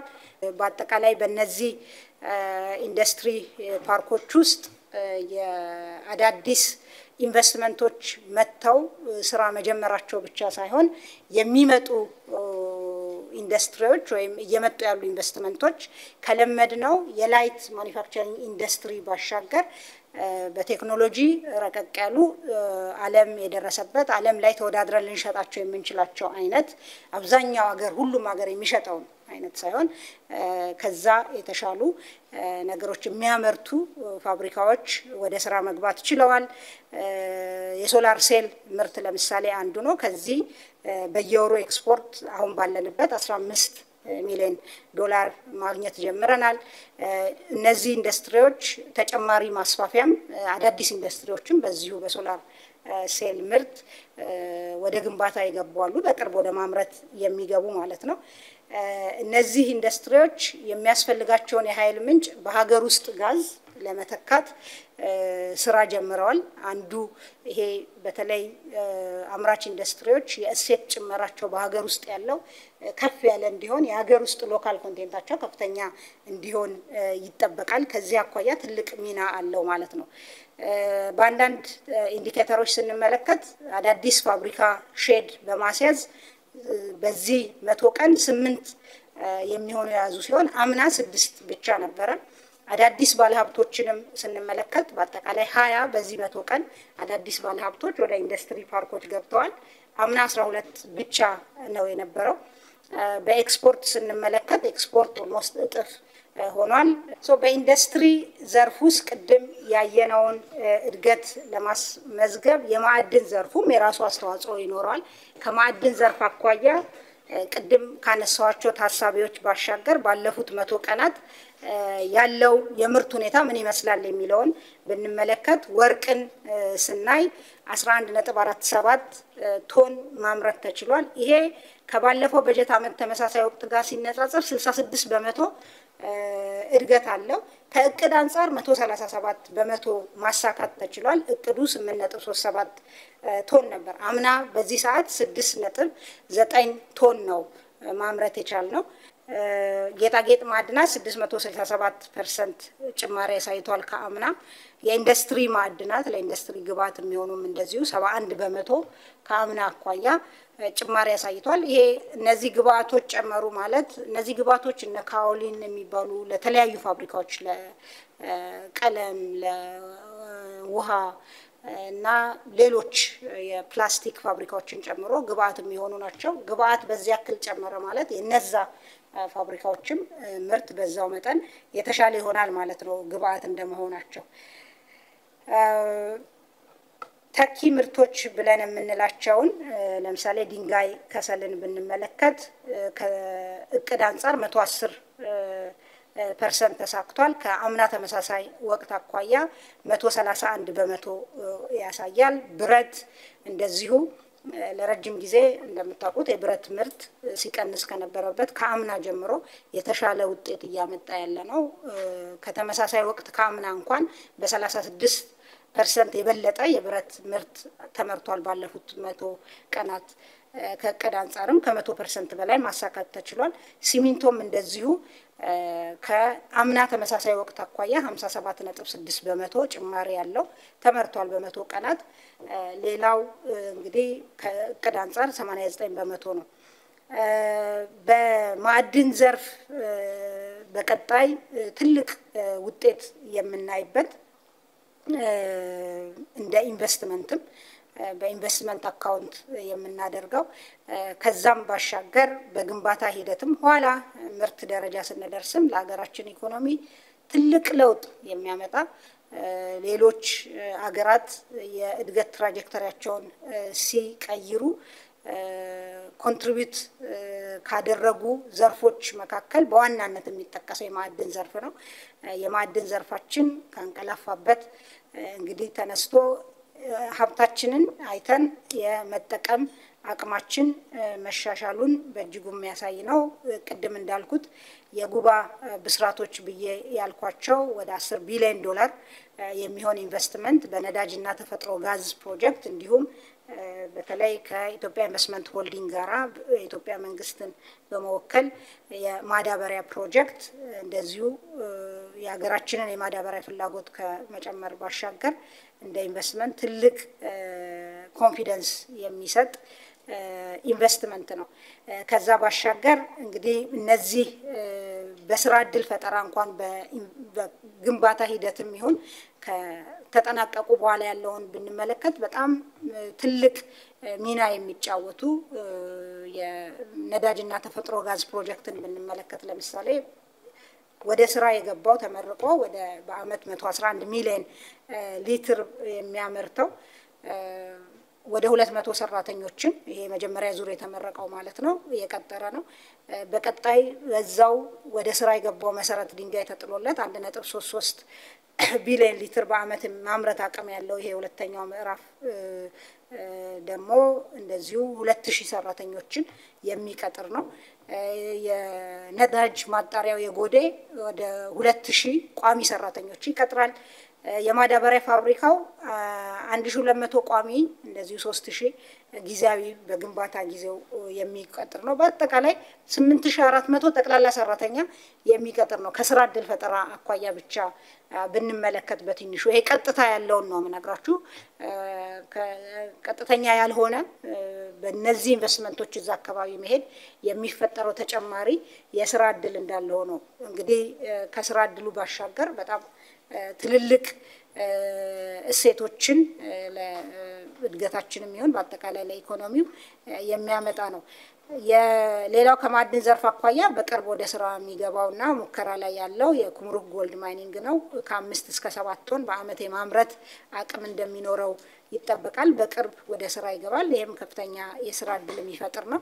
ከከሰል ከድንጋይ ከሰል አኳያም ከፍተኛ የማምረት አቅም ያለው የሆልዲንግ ኩባንያ እንደዚሁ ወደ ስራ የሙከራ ምርት ጀምሯል። ሙሉ ለሙሉ በሚባል ደረጃ የኢትዮጵያን አሁን ያለውን የድንጋይ ከሰል ፍላጎት የሚያሟላ ነው ማለት ነው። ሌላው የኢነርጂ ዘርፍ አፈጻጸም ነው። በኢንዱስትሪ ውስጥ የምናየው ኢነርጂን ስንመለከት ከእቅድ አኳያ 94 እና 95 በመቶ ነው የመነጫው እና የማምረት አቅም ኢንስቶል ካፓሲቲን ስንመለከት ግን እንደው ከአምና ስናወዳድረው የባለፈው 100 ቀን ብቻ 52 በመቶ ተጨማሪ ኢነርጂ በጊጋዋት ሰዓት ማለት ነው መንጭቷል። 9157 ጊጋዋት ሰዓት ኢነርጂ ባለፉት 100 ቀናት ከአምናው ሲወዳደር በ52 በመቶ ያደገ ኢነርጂ መንጭቷል። ይሄ ማለት እንግዲህ የሃውስሆልድ ኮንሰምፕሽኑ የራሱ ከኮንሰምፕሽን አኳያ የሚመጣው የኢኮኖሚ ኮንትሪቢዩሽን ቢኖርም በፋብሪካዎች እና የተለያዩ የኢኮኖሚ እንቅስቃሴዎችን ፓወር ከማድረግ አኳያ የሚኖረው ሚና ከፍተኛ ነው። ሶስተኛው ዘርፍ የአገልግሎት ዘርፍ ነው። አገልግሎት ዘርፍ ቅድም ላልነው 10.2 የኢኮኖሚ እድገት 9.3 በመቶ በማደግ ኮንትሪቢዩት ያደርጋል። የአገልግሎት ዘርፍ ላይ ትልቅ ሚና ያለው የጅምላና ችርቻሮ ንግድ ስንመለከት ያሉት ሀሳቢዎች እንግዲህ የአፍሪካ ነፃ ንግድ ቀጠና ስምምነት ወደ ስራ አስገብተናል። እቃ መላክ ጀምረናል።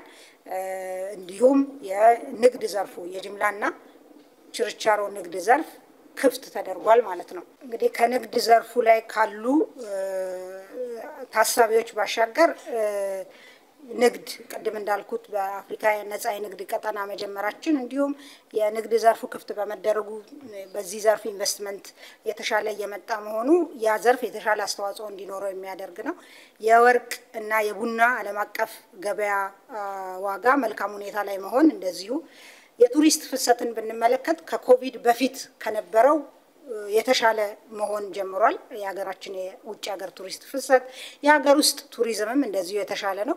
ከዚህ ባሻገር ግን የኮንፈረንስ ቱሪዝም አቅማችን በእጅጉ የተሻሻለ በመሆኑ ትልልቅ ኮንፈረንሶችን ማዘጋጀት መጀመራችን በአገልግሎት ዘርፍ ላይ ለሚኖረው ከትራንስፖርት ጀምሮ የሆቴልና ቱሪዝምን፣ ኮሚኒኬሽንን፣ በርካታ ሌሎች ዘርፎችን የተሻለ እድገት እንዲኖራቸው እድል የሚሰጥ ነው ማለት ነው። የአየር መንገድ፣ የቴሌኮም እና ፖስታ አገልግሎቶች እየተጠናከሩ መምጣት፣ የግብርናና የኢንዱስትሪ ዘርፍ የተሻለ ምርት መኖር የንግድ ዘርፉን የተሻለ ያደርገዋል። ገቢ የመሰብሰብ አቅማችን ማደጉ በመንግስት በኩል የመንግስትን አገልግሎት የተሻለ እንዲያደርግ የኢኮኖሚና ማህበራዊ አገልግሎቶች ላይ ኢንቨስት እንዲያደርግ እድል የሚሰጥ ነው። የመንግስት አገልግሎት ሪፎርምም እንደዚሁ በአጠቃላይ አገልግሎት ዘርፉ ላይ የሚኖረው እንደምታ ትልቅና አዎንታዊ ነው ማለት ነው። በአገልግሎት ዘርፉ ስር የሚታዩ ዘርፎችን ብንመለከት የቱሪዝም ዘርፉ ለምሳሌ የውጭ ቱሪስት ፍሰትን ስንመለከት ባለፉት 100 ቀናት 376615 የውጭ ቱሪስቶች መጥተዋል። ከእቅድ አኳያ 150% ማሳካት ተችሏል። ከአምናም አኳያ በእጅጉ የበለጠ ነው ማለት ነው። በኢትዮጵያ የተካሄዱ ዓለም አቀፍ ኩነቶችን ብንመለከት ወደ 29 የሚሆኑ እቅዳችን 20 ነው የነበረው። ከአምናም አኳያ ትልቅ ለውጥ አለው። ከእቅድ አኳያ 145% ማሳካት ተችሏል። በእነዚህ እንግዲህ በተደረጉ የኮንፈረንሶች ዓለም አቀፍ ቱሪስት ኮንፈረንሶች ወደ 35115 የሚሆኑ የውጭ ዜጎች መጥተዋል ማለት ነው ተሳታፊዎች። ከዚህ እንግዲህ በተለይ የሀገራት መሪዎችን ያስተናገዱ ትልልቅ የዩኤን ፉድ ሲስተም ሰሚት፣ ካሪኮም፣ የዩኤን ክላይሜት ዊክ እና አፍሪካ ክላይሜት ሰሚት ሁለተኛ የአፍሪካ ክላይሜት ሰሚት ትልቅ አቅማችንን የሚያሳየንበት እንደ ሀገር መልቲፕል ኮንፈረንሶችን አት ኤ ታይም ማድረግ የምንችልበት ዓለም አቀፍ ደረጃውን የጠበቀ መሆኑን ከፋሲሊቲዎችን አኳያም ከአኮሞዴሽንም ከተለያዩ አገልግሎቶች አኳያ ማሳየት የቻልንበት በጣም ተሳታፊዎች ተደስተው የሄዱበት ነው። ለምሳሌ የአፍሪካ ክላይሜት ሰሚትን ብንመለከት አጠቃላይ ወደ 27799 ተሳታፊዎች ነበሩ። ከዚህ ውስጥ 14029 የሚሆኑት ከውጪ መጥተው የተሳተፉ ናቸው። የኮንፈረንስ ሆልድ የማድረግ ካፓሲቲ የፋሲሊቲያችን ስቴት ኦፍ ዘ አርት የሆነ ፋሲሊቲ ማሳየት የቻልንበት ነው። በአፍሪካ ክላይሜት ሰሚት ብቻ 226 የሚሆኑ ሳይድ ኢቨንቶች ተደርገዋል። ከዋናዎቹ ኢቨንቶች ባሻገር 48 የሚሆኑ ማንዴትድ የሆኑ ሃይ ሌቭል በመሪዎችና ከዛ ተመጣጣኝ የሆኑ ሃይ ሌቭል ኢቨንቶች ከ226ቱ ባሻገር ተደርጓል። ይሄ እንግዲህ ቅድም እንዳልኩት አቅም የሚያሳየ ግን ከዛም ባሻገር የኢኮኖሚ ጠቀሜታው ከፍተኛ የሆነ ነው። የቱሪስት መስህቦችን በአግባቡ ለመጠቀም እየተደረጉ ያሉ ጥረቶችም አሉ። መለየትና ማልማት የቱሪስት መስህቦችን በሰፊው የምናውቀው ነው እየተደረገ ያለው። በተሰጠው ትኩረትም ያሉትን የቱሪስት መዳረሻዎች እሴት የመጨመር አዳዲስ የቱሪስት ፕሮዳክቶችን፣ ፓርኮችን ከዚህ ቀደም ብዙ ትኩረት ያልሰጠናቸውን ስቶፕ ኦቨር ቱሪዝም ጋርም እንደዚሁ ከኢትዮጵያ አየር መንገድ ጋር በመተባበር እየተሰሩ ያሉ ስራዎች አሉ። እንግዲህ በኩነቶች የተገኙ ውጤቶችን ቅድም አንስቻለሁ። የሚጎበኙ የቱሪስት መስህቦች መጨመርና ገቢ መጨመር ነው። የሚጎበኙ የገጽታ ግንባታ ማደጉ በእጅጉ ማለት ነው። የቱሪስት ፍሰት እየጨመረ መምጣት፣ የሆቴሎች የመኝታ ክፍል የመያዝ ምጣኔ ከኮቪድ በፊት ከነበረው በላይ ሆኗል። 70% ደርሷል ማለት ነው በእነዚህ ኮንፈረንሶች። ሌላው በአገልግሎት ዘርፍ ውስጥ የምናየው የዲጂታል ዘርፍ አፈጻጸም ነው። ኦፍኮርስ በመሰረተ ልማት አኳያ ልናየው የምንችለው አስፔክት ቢኖረውም በአብዛኛው አገልግሎትን እናያለን። ዲጂታል ፋይናንስን ስንመለከት ባለፉት 100 ቀናት 1.5 ቢሊዮን ትራንዛክሽኖች ተካሂዷል። የግብይት መጠኑ በዋጋ ስናየው 6.5 ትሪሊየን ነው። በቴሌ ብር ብቻ በየቀኑ 10 ቢሊዮን ብር መገበያየት ደርሰናል ማለት ነው። ይሄ በጣም ትልቅ አቅም ነው። ከዛ ባሻገር የምናየው በተለይ የንግድ ስርዓታችንን የማዘመን ዓለም ወደ ገባበት ኢኮሜርስ የመግባትና የተለያዩ አርቲፊሻል ባውንደሪዎችን በማስወገድ ቨርቹዋል ሾፖችን የጊዜና የቦታ በአጠቃላይ ገደብን የሚያስወግድ በኢትዮ ቴሌኮም ላውንች ተደርጎ ወደ ስራ የገባ ዘመን ገበያ አለ። በዚህ ዘመን ገበያ ወደ እንግዲህ እስካሁን ፔይድ የሆኑ ኦርደሮች እስከ መስከረም መጨረሻ ድረስ 18678 ፔይድ ኦርደሮች ተካሂደዋል፣ ወይም ትዕዛዞች ለእቃ ማለት ነው። ትራንዛክሽን ቫልዩን ወይም የግብይት መጠኑን ስናይ በኢትዮጵያ ብር 41 ሚሊዮን ደርሷል። በዚህ ፕላትፎርም ላይ 318 መርቻንቶች ላይቭ እየሸጡ ይገኛሉ። ከኳንቲቲ አኳያ ከመጠን አኳያ የታዘዙ እቃዎች ወደ 58904 ናቸው ማለት ነው። ፕሮዳክቶች ሊስትድ የሆኑ በዚህ ዘመን ገበያ ላይ 8202 ፕሮዳክቶች አሉ። አዲስ ኦንቦርድ ለመደረግ ወይም ወደዚህ ፕላትፎርም ላይ ሊስት ሊደረጉ ዝግጅት ላይ ያሉ ነጋዴዎች ወደ 361 አሉ። ይሄ ፕላትፎርም በሀገራችን ብቻ የሚቀር ሳይሆን በቀጣይ ማቹር እያደረገ ሲሄድ ከዓለም አቀፍ ከምናውቃቸው የኢኮሜርስ ሜካኒዝሞች ጋር መተሳሰር የሚችል የኛ አምራቾች፣ የኛ ነጋዴዎች፣ የኛ አርሶ አደሮች ውጪ መሸጥ እንዲችሉ እንዲሁ አጠቃላይ የንግድ ስርዓቱ የተሻለ እንዲሆን የሚያደርግ ነው። በዚህ ሂደት ውስጥ የህጋዊነትን በደንብ ያጠናክራል። በዚህ ላይ ሊስት መደረግ ያለበት ሰው ንግድ ፍቃድ ያወጣ መሆን ስላለበት ትንሽም ካምፓኒ ቢሆን ንግድ ፍቃድ አውጥቶ እንዲሰራ ግን ቅድም እንዳልኩት የጊዜና የቦታ ገደብን ስለሚያስወግድ ለትንንሽ ነጋዴዎች ራሱ የሽያጭ መጠናቸውን በእጅጉ የሚያሻሽል ነው። የንግድ ትስስርን የሚያጠናክር ነው። አንድ ክልል ከሌላ ክልል፣ አንድ አካባቢ ከሌላ አካባቢ፣ ይሄም አጠቃላይ እንደ ሀገር አንድ የኢኮኖሚ ማህበረሰብ የምንለውን ለመፍጠርና አጠቃላይ የስቴት ቢልዲንግ ስራችንን በኢኮኖሚ መተሳሰርን ዲፔንደንሲንም በዛው መጠን የሚጨምር ነው የሚሆነው። በፓኬጂንግ በጣም ዘመናዊ የመሆን ሳቢ የመሆን ነገሮችም በዚህ ፕላትፎርም ላይ እናያለን። ለዋጋ ንረቱም በእርግጥ አዎንታዊ የተሻለ እንዲሆን አስተዋጽኦ ያደርጋል። የንግድ ወጪን በእጅጉ ይቀንሳል። ከሁሉ በላይ ኮስት ኦፍ ትራንዛክሽንን ኮስት ኦፍ ትሬዲንግን በእጅጉ ይቀንሳል። መሀል ላይ ያሉ አላስፈላጊ ብሮከሮችን ወይም ፕሌየሮችን የሚቀንስ ነው የሚሆነው ማለት ነው። እና በአጠቃላይ ይሄ በደንብ ማቹር እያደገ ሲመጣ ቅድም እንዳልኩት አጠቃላይ የንግድ ስርዓታችንን የማዘመን አቅም ያለው ነው ማለት ነው። ሌላው በዲጂታል ዘርፉ ከስልጠና አኳያ የምናየው ነው። ይሄንን እንግዲህ በተለይ አጠቃላይ ዲጂታል ዘርፉ ፍሎሪሽ እንዲያደርግ ከሰው ኃይል ልማት አኳያ አስፈላጊውን የሰው ኃይል ከማልማት አኳያ የኢትዮ ኮደርስ ስልጠና ትልቅ ሚና እየተጫወተ ነው። በመማር ላይ ወደ 2.34 ሚሊዮን ዜጎች ይገኛሉ። ከዚህ ውስጥ ተምረው ሰልጥነው ጨርሰው ሰርቲፊኬት የወሰዱ 1.54 ሚሊዮን ዜጎች ናቸው። የዲጂታል ዘርፉ ሌላኛው ወሳኝ ግብአት ወይም ባክቦን ተብሎ የሚወሰደው የብሔራዊ መታወቂያ ነው ወይም ዲጂታል አይዲ ነው።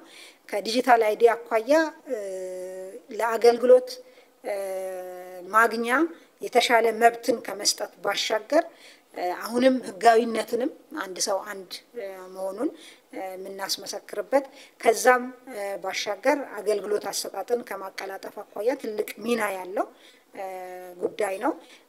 አሁን እስከ መስከረም 30 ድረስ 25.3 ሚሊዮን ዜጎች ይሄንን ዲጂታል አይዲ ወስደዋል። ከዚህ ከፋይዳ ጋር ወይም ከዲጂታል አይዲ ጋር የተሳሰሩ ዘርፎች ወደ 54 ደርሰዋል። የማንነት ማረጋገጫ አገልግሎት 39 ሚሊዮን ደርሷል ማለት ነው። የፋይዳ መታወቂያ ማተም ግዴታ ባይሆንም የታተመ መታወቂያ 6.7 ሚሊዮን ደርሷል። ሌላው በዲጂታል ዘርፉ የምናየው በተለይ ከሲቪል ሰርቪስ ሪፎርሙ ጋር ተያይዞ የመንግስት አገልግሎት አሰጣጥን ቅድም እንዳልኩት የዜጎችን አካታች ቀልጣፋ ጥራት ያለው አገልግሎት የማግኘት መብትን ከማረጋገጥ ባሻገር በኢኮኖሚ ውስጥ ቅልጥፍናን በመጨመር የኢንቨስትመንትና ንግድ ከባቢን የተሻለ ከማድረግ አኳያ ትልቅ ሚና ያለው የመሶብ የአንድ ማዕከል አገልግሎት ነው። የፌዴራል መሶብ አንድ ማዕከል አገልግሎት 23 ተቋማትን ይዞ በአጠቃላይ ወደ 180 የሚሆኑ አገልግሎቶችን ይዞ እስከ ባለፈው መስከረም 30 ድረስ 79,328 ተገልጋዮችን አገልግሎት ሊሰጥ ችሏል። ቀጥታ ከተገልጋዮች በሚሰበሰብ መረጃ የዜጎች እርካታ 95.6% ደርሷል። ይሄ የመሶብ አንድ ማዕከል አገልግሎት በክልሎችም እንዲሰፋ በተቀመጠው ግብ መሰረት 9 የሚሆኑ ክልሎች አገልግሎት ጀምረዋል። በግንባታ ላይ ያሉ 6 የሚሆኑ የገቡ ተቋማት በእነዚህ በተጠናቀቁ ማዕከላት በእነዚህ ብቻ የ20 መድረሱ ታሳቢ ተደርጎ 263 ተቋማት ናቸው። የተገልጋይ ቁጥር 39,000 በላይ ሆኗል። የሚሰጡ አገልግሎቶች 1119 አገልግሎቶች ናቸው በእነዚህ ማዕከላት። ሌላው እንግዲህ በዚህ የአገልግሎት ዘርፍ ቫልዩ አዲሽን ላይ በእጅጉ ሚና ያለው የመንግስት ገቢና ወጪ አፈጻጸም ነው። የፌዴራል መንግስት ገቢን ስንመለከት ይሄ የፌዴራል መንግስት ገቢ ብቻ ነው። የተጣራ ገቢን ነው። በ2018 3 ወራት 323 ቢሊዮን ጠቅላላ ገቢ 323 ቢሊዮን ማሳካት ተችሏል። ይሄ ከአምናው ሲወዳደር የ112% ጭማሪ ያለው አምና 152 ቢሊዮን ነው የነበረው። የታክስን ብቻ የተጣራውን የታክስን ብቻ ስንመለከት 245 ቢሊዮን ገቢ ገብቷል። ይሄ ከአምና ሲወዳደር 70% ነው። ከእቅድ አኳያ 102% ማሳካት ተችሏል። ታክስ ያልሆኑ ገቢዎች 10 ቢሊዮን፣ የበጀት ድጋፍ እንደዚሁ 68 ቢሊዮን በተለይ ከሪፎርም ጋር ተያይዞ ተሳክቷል። ይሄ ከአምና አኳያ ስናወዳድረው ሁሉም የተሻለ ገቢ አለው። ሌላው እንግዲህ የኢትዮጵያ ኢንቨስትመንት ሆልዲንግ ገቢ ነው። በዚህ 3 ወር ወይም 100 ቀናት 671 ቢሊዮን ብር በላይ ገቢ ማሳካት ችሏል። ከአምና ተመሳሳይ ወቅት ሲወዳደር የኢትዮጵያ ኢንቨስትመንት ሆልዲንግ ገቢ 72% ጭማሪ ያለው አምና በዚህ ሰዓት ከተገኘው ገቢ ማለት ነው። ይሄ እንግዲህ የኢንቨስትመንት ሆልዲንግ ይሄን ያክል ገቢ ሲያመጣ ከኋላ ብዙ ስራዎች አሉ፣ ብዙ ምርቶች ተመርተዋል፣ ብዙ አገልግሎቶች ተሰጥተዋል። ከዛ ባሻገር ለታክስም ለዲቪደንድም ከዚሁ ገቢ ላይ ወጪው ተቀንሶ ከሚያገኘው ትርፍ ላይ በመሆኑ አጠቃላይ በኢኮኖሚ ውስጥ የሚኖረው እሴት ጭመራ የተሻለ ነው የሚሆነው ከአምና ማለት ነው። ሌላው ወጪ ነው። ከወጪ አኳያ ባለፉት 3 ወራት 206 ቢሊዮን ብር ጠቅላላ ወጪ ወጥቷል። ከእቅድ አኳያ 94% ነው። መደበኛው ወደ 116 ቢሊዮን ነው። ካፒታል 38 ቢሊዮን ወጥቷል። የክልሎች ደግሞ የተላከ ብሎክ ግራንት 52 ቢሊዮን ነው ማለት ነው። ይሄ እንግዲህ ከእቅድ አኳያ የካፒታልና የክልሎች ድጋፍ ያለበት ደረጃ አለ። ግን የመደበኛ ወጪ ከእቅድ ትንሽ አለፍ ያለ ነው ማለት ነው። የመደበኛ ወጪ ወጣ ባለፉት 100 ቀናት። ሌላው ንግድ እንደ አገልግሎት ዘርፍ አንድ ወሳኝ ኮንትሪቢዩተር የወጪ ንግድን ስንመለከት የሸቀጦች የወጪ ንግድ በ2018 3 ወራት 2.5 ቢሊዮን ዶላር ደርሷል። ይሄ ከእቅድ አኳያ ከ100% በላይ ነው። እቅዳችን 2.1 ቢሊዮን ነበረ። ከባለፈው ዓመት ተመሳሳይ ወቅት አኳያ ስናወዳድረው 65.5% ጭማሪ ያሳያል። አምና በ3 ወር ያገኘነው የሸቀጦች ወጪ ንግድ 1.51 ቢሊዮን ዶላር ነው የነበረው። በዘርፎች በተለይ ለዚህ ለ2.5 ቢሊዮን ዶላሩ ትልልቅ ኮንትሪቢዩሽን ያደረጉ የወርቅና ቡናን ብንመለከት ወርቅ 1.2 ቢሊዮን ዶላር ከእቅድ አንጻር 135%፣ ከባለፈው ዓመት ተመሳሳይ ወቅት አኳያ 116% ጭማሪ ያለው መግባት ችሏል። ከወርቅ ሽያጭ ማለት ነው። ወይም ከወርቅ ቡና 763 ሚሊዮን ዶላር ባለፉት 100 ቀናት ማሳካት ተችሏል። ይሄም ከእቅድ አኳያ 115% ነው። ከ100% በላይ ነው። ከባለፈው ዓመት ተመሳሳይ ወቅት ጋርም ሲወዳደር በእጅጉ ከፍ ያለ ነው። በ47%። አበባም እንደዚሁ 111 ሚሊዮን ዶላር ማሳካት ተችሏል። ይሄም ከእቅድ አኳያም ጥሩ አፈጻጸም አለው። ከአምናም የተሻለ አፈጻጸም አለው። ኤሌክትሪክም 115 ሚሊዮን ማሳካት ተችሏል። ይሄም ከእቅድ አኳያ ከ100% በላይ ነው። ከባለፈው ዓመት አኳያ በዚህ 100 ቀን 91% ጭማሪ ያለው ነው ኤሌክትሪክ ሽያጭ ማለት ነው። የቁም እንስሳት በመጠን አሁንም ብዙ መስራት ያለብን ቢሆንም ለዚህ ሪፎርም ሪስፖንድ አድርጎ የተሻለ አፈጻጸም እያሳየ ካለ ንዑስ ዘርፍ ነው። ከእቅድ አኳያ 12 ሚሊዮን ዶላር ባለፉት 100 ቀናት በመሸጥ 137% ከእቅድ አኳያ ማሳካት ተችሏል። ከአምና ተመሳሳይ ወቅት አኳያ 34% ጭማሪ ያለው። የአገልግሎት ወጪ ንግድም ባለፉት 100 ቀናት 2.3 ቢሊዮን ዶላር ማሳካት ተችሏል። ይሄም ከባለፈው አኳያ ትልቅ እድገት አስመዝግቧል። 14.7%። እንግዲህ ይሄ በአጠቃላይ ለሪፎርም ምላሽ ያስቀጠሉ ምርቶች እንደነ ወርቅ፣ ቡና፣ ኤሌክትሪሲቲ፣ ስጋና የስጋ ውጤቶች መጠናቸው አሁንም በደንብ ከፍ ማለት የሚጠበቅበት ቢሆንም የቁም እንስሳት ምላሽ ያሻሻሉም አሉ። የቅባት እህሎች፣ የቆዳና ቆዳ ውጤቶች እንደዚሁም ጫት፣ የማኒፋክቸሪንግ ኤክስፖርትም በመጠን እየመጣ ያለ ቢሆንም ግን ምላሽ ከመስጠት አኳያ ከዚህ ቀደም ከእቅድ አኳያም ያነሰ ከሚያሳካበት የተሻለ ማሳካት ችሏል። ከባለፈው ዓመት ተመሳሳይ ወቅት አኳያ በማኒፋክቸሪንግ ዘርፍ 67% የተሻለ መፈጸም ተችሏል። ወደ 96 ሚሊዮን ዶላር አሳክቷል። አሁንም ለሪፎርም ምላሽ ያልሰጡና ስራ የሚፈልጉ ዘርፎች አሉ። ጥራጥሬ ለምሳሌ አንዱ ነው። በአጠቃላይ ግን የሸቀጦች ወጪ ንግድ በተለይ ከእቅድም የተሻለ አፈጻጸም በማድረግ አሁንም የሪፎርሙን ፍሬ በደንብ እያሳየ ያለ ዘርፍ ነው ማለት ነው። ሌላው የሐዋላ ፍሰትና የውጭ ቀጥተኛ ኢንቨስትመንት ነው። አጠቃላይ የሐዋላ ፍሰት 2.3 ቢሊዮን ዶላር ደርሷል። ከአምና ተመሳሳይ ወቅት አኳያ ሲወዳደር የ46.2% ጭማሪ ያሳያል። አምና በዚህ ወቅት 1.6 ቢሊዮን ዶላር ነው ከውጪ ሐዋላ የፈሰሰው። ከዚሁ 85% የሚሆነው በግለሰቦች የተላከ ሐዋላ ነው። የውጭ ቀጥተኛ ኢንቨስትመንትን ስንመለከት 961 ሚሊዮን ዶላር ሆኖ ተመዝግቧል። 7.9% እድገት አለው። ይሄ እንግዲህ በቅርብ ያየናቸው ኢንቨስትመንት ስምምነቶች ወደ ኢንቨስትመንት መፍሰስ ሲጀምሩ በዚህ ዓመት በሚቀጥሉት ኳርተሮች በጣም በእጅጉ ከቅድም ካሰብነው የተሻለ ሆኖ እንደሚመጣ ታሳቢ የሚያደርግ ነው። ይሄ ባለፉት 3 ወራት እነዚህ ትልልቆቹ ኢንቨስትመንቶች በደንብ ፍሎ ማድረግ ሳይጀምሩ የተያዘ ነው ማለት ነው። በእርግጥ የንግድ ዘርፍ ለውድድር መክፈት የውጭ ቀጥተኛ ኢንቨስትመንት ምንጭ ትልቅ ምንጭ ሆኖ ቀጥሏል።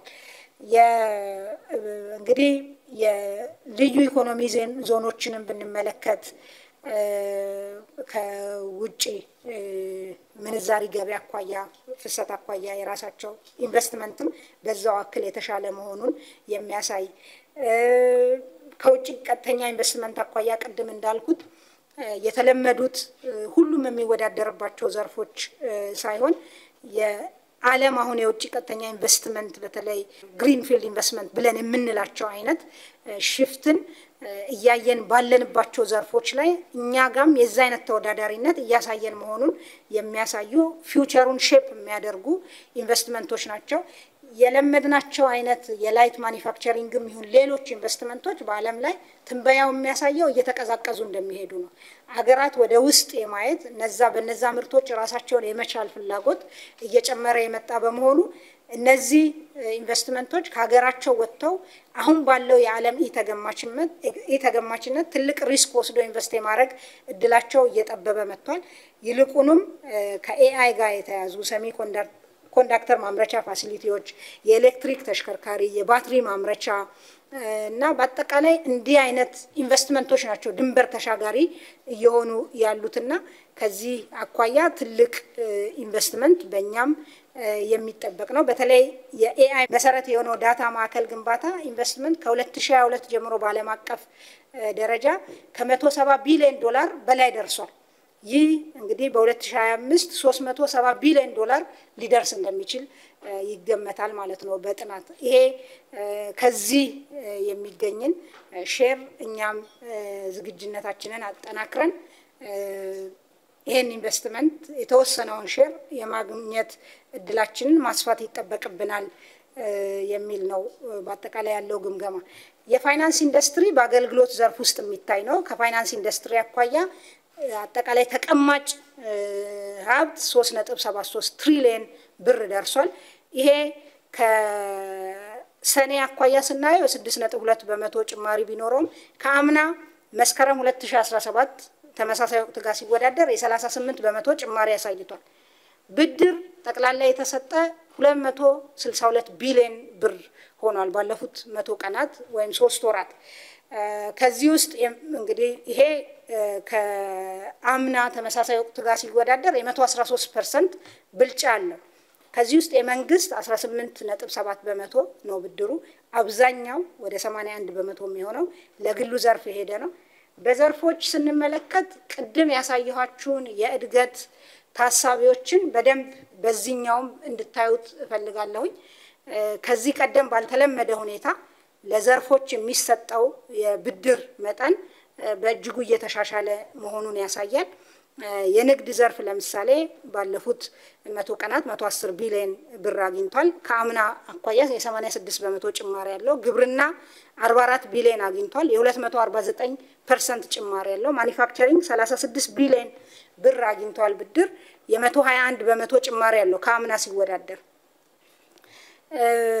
ይሄ እንግዲህ በኮንቬንሽናል ኮላተራል ቤዝድ ሆኖ በተለመደው አይነት የሚሄደው ብድር ሆኖ በአጠቃላይ ግን በዲጂታል ፋይናንስ በኩል በተለይ የፋይናንስ አካታችነትን ከማሳደግ አኳያ ትልቅ ሚና እየተጫወተ ያለ ዘርፍ ነው። በዚህም 100 ቀን በዲጂታል የተከናወነ ቁጠባ 4.5 ቢሊዮን ብር ደርሷል። ከአምና ተመሳሳይ ወቅት ሲወዳደር የ80 በመቶ ጭማሪ ያለው። አምና በዚህ ወቅት 2.5 ቢሊዮን ብር ነበር የተቆጠበው።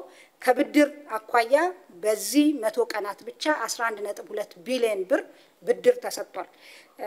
ከአምና ተመሳሳይ ወቅት 143 በመቶ ጭማሪ ያለው ማለት ነው።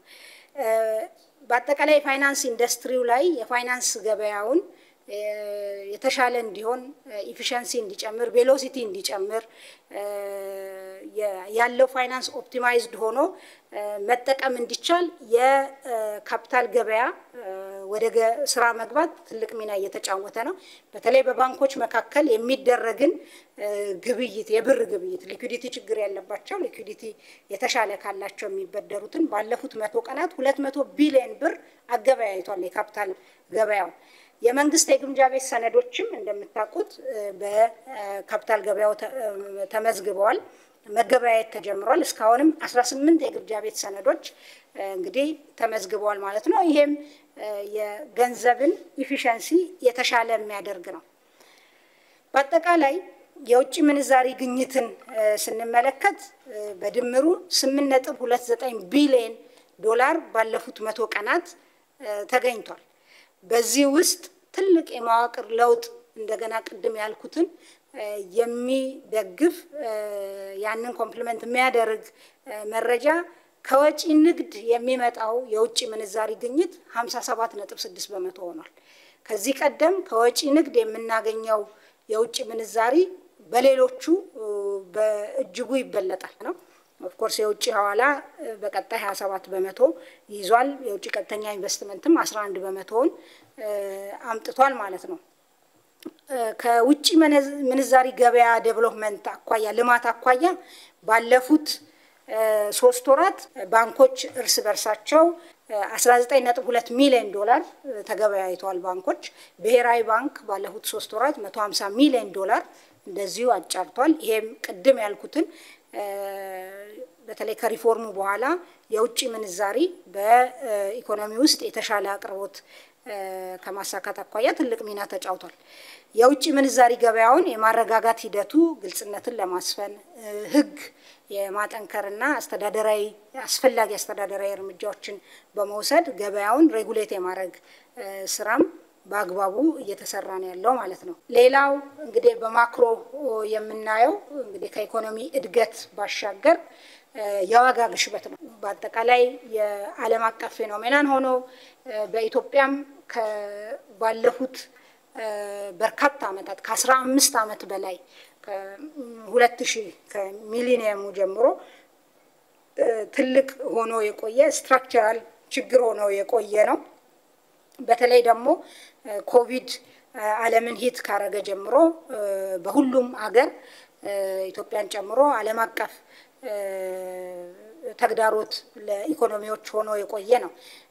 እንደ ሀገርም ያለብን የምርታማነት ቻሌንጅ እንዳለ ሆኖ ከውጪ ደግሞ የሚገባውም እኩል ሚና የሚጫወት ነው። ይሁንና በማክሮ ኢኮኖሚ ሪፎርም ውስጥም ሆነን በፊስካል ፖሊሲም በገንዘብ ፖሊሲም በምርት አቅርቦት ሌሎች አስተዳደራዊ ስራዎችንም በማሻሻል በሪፎርም ውስጥ እንዳለ ሀገር ሳይሆን ከዛ በተሻለ ሁኔታ የዋጋ ግሽበትን ማረጋጋት ተችሏል። በመስከረም አጠቃላይ የዋጋ ግሽበት 13.2% ሆኖ ተመዝግቧል። የምግብ ዋጋ ግሽበት ከዚህ ውስጥ 12.1% ነው። ምግብ ነክ ያልሆነው 14.8% ነው። ከዚህ ቀደም ትልቅ ቻሌንጅ የነበረው የምግብ ዋጋ ግሽበት አጠቃላይ ዋጋ ግሽበቱን ይመራ ነበረ።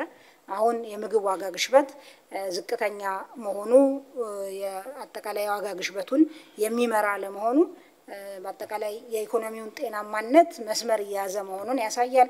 እንደ ሀገር ዘላቂ የሆነ የበጀት ጉድለት አሸፋፈናችን የተመረጡ ሸቀጦችን የደጎመን መቆየታችን የገንዘብ ፖሊሲያችን በተለይ የበጀት ጉድለትን ቀድም እንዳልኩት ዘላቂ በሆነ ፋይናንስ ማድረግና ብሔራዊ ባንክ የሚጠበቅበትን ሬጉሌተሪ ሮል እየተጫወተ መሆኑ የኦፕን ማርኬት ኦፕሬሽንስ ገንዘብ ገበያው ሲበዛ ሞፓፕ የማድረግ ስራ የባንኮች የብድር ጣሪያም ኢኮኖሚውን ሳይጎዳ ግን ሂታፕ እንዳያደርግ ከማድረግ አኳያ የራሱ ሚና ተጫውቷል።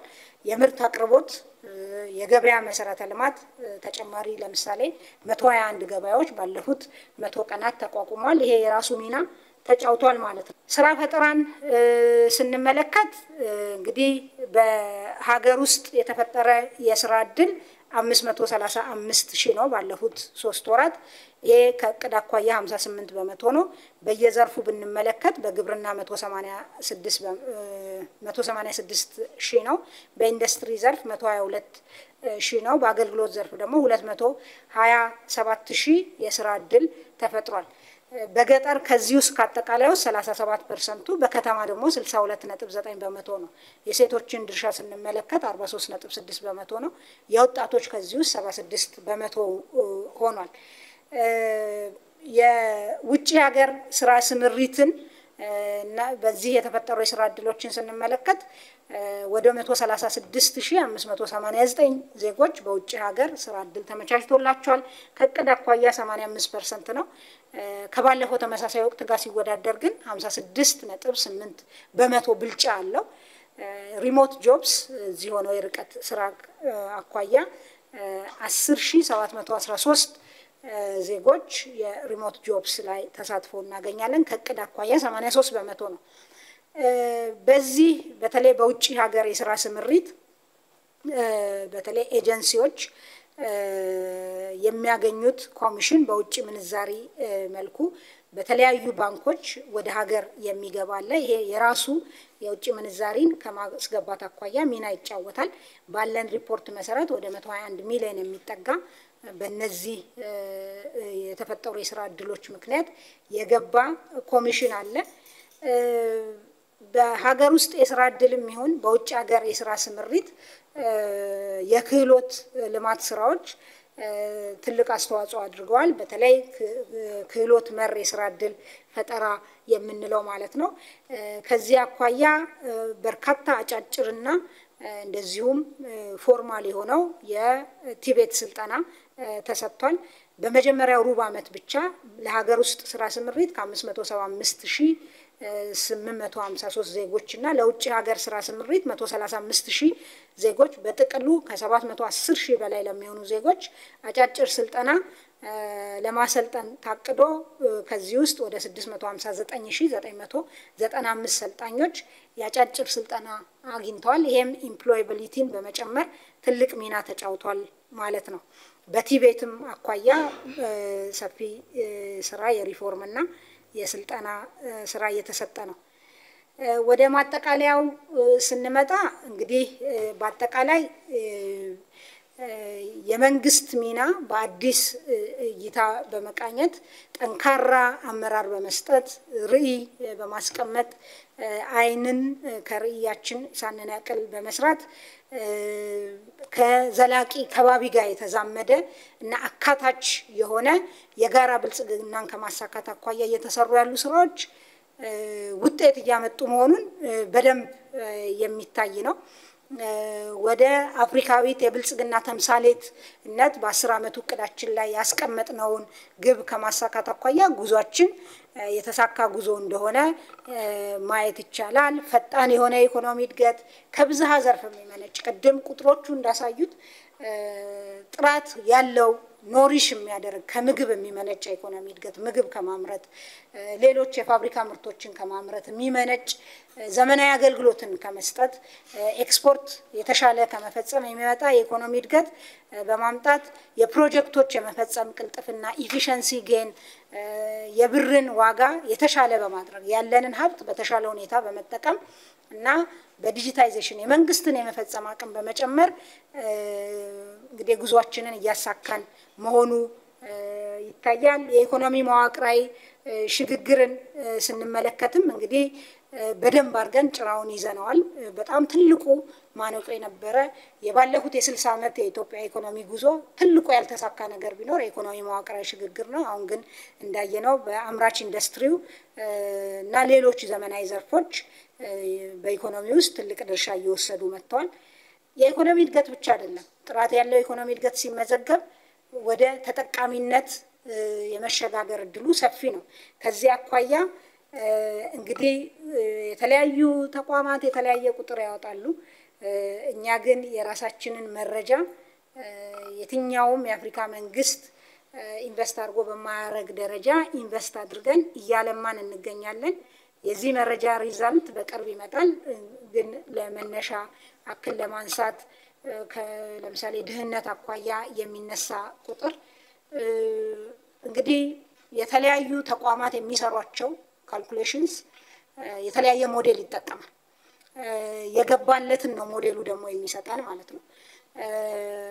ለምሳሌ የፖቨርቲ ላይን የምንለው ቁጥር አለ። ፖቨርቲ ላይን $3 በቀን የሚል ነው። በቅርብ ወርልድ ባንክ አፕግሬድ አድርጎ እየተጠቀመ ያለው በቀን 450 ብር ማለት ነው። ይሄ ማለት በቀን 450 ብር የማያገኝ ሰው ደሃ ነው ብሎ ነው። እና የፐርቼዚንግ ፓወር ፓሪቲ ጉዳይ አለ። እንደ ሀገር የተለያዩ በዛ አይነት ሞዴሎች ካፕቸር የማይደረጉ ድህነትን አድሬስ የሚያደርጉ ኢሹዎች አሉ የምንሰራቸው ማለት ነው። ከስኩል ፊዲንግ ጀምሮ በርካታ ስራዎች አሉን። ይሄንን ኮንሲደር አያደርግም ሞዴሉ። እንዲህ አይነት ከኮንቴክስቱን ያላማከለ አጠቃላይ ዓለም ሀገራትን በአንድ ባስኬት ውስጥ የሚጨፈልቅ አይነት አሰራር ሄዶ የሚመጡ ቁጥሮች አሉ። ይሄ ድሮም ያለ ነው። ግን መንግስት ማንኛውም መንግስት ሉዓላዊ መንግስት የራሱ ኦፊሻል መረጃ አለው። ያ ኦፊሻል መረጃ ነው ማለት ነው ተቀባይነት የሚያገኘው ማለት ነው።